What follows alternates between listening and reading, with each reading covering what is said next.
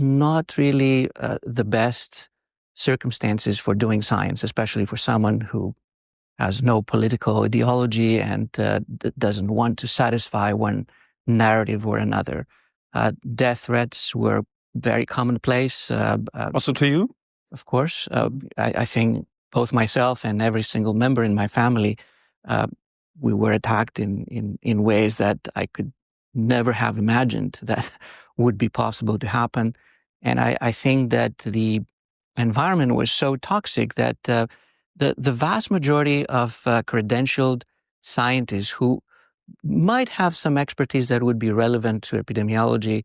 Of course, it was a new virus, so no one really was an expert on this virus when it all started, but at least people who had the background and the credentials that would be relevant, most of those self-silenced. I think that I've heard from so many people telling me that, John, this is unbelievable.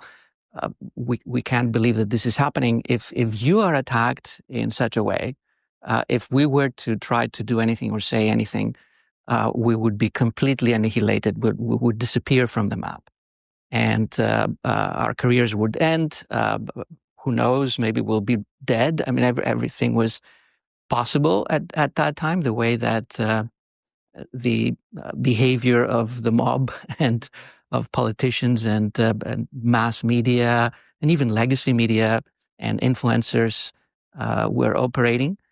And I think this meant that even though eventually we got 2 million people writing about COVID-19, when we needed it, the best epidemiologists just stepped down. Most of the people who dictated the narratives had no clue about epidemiology. Mm-hmm. They may have had some expertise, some of them, in some other fields. There were some very good virologists, for example.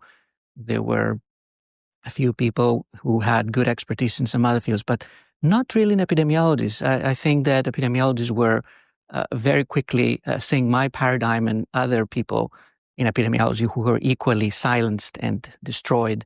They moved out and they left epidemiology to people who were not epidemiologists. Mm. What made you stay and speak about it and publish about it?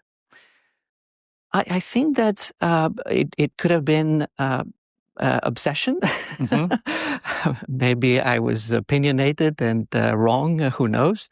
But I also felt that I had to try to do the best science that I could, because I thought that it was a major crisis with multiple dimensions, and there were lots of things at stake. I think that it would be shameful for me to just say I'm not going to work on this once I started working and doing my first studies in the field. It was something that could make a difference if we made the right choices or the wrong choices. So yes, I'm sorry that I continue to do science. Perhaps some of that was wrong. Perhaps other pieces were more correct than others. Who knows? I think that would take a very long time to arbitrate. But I thought that it was important to try to get as much reliable evidence as possible.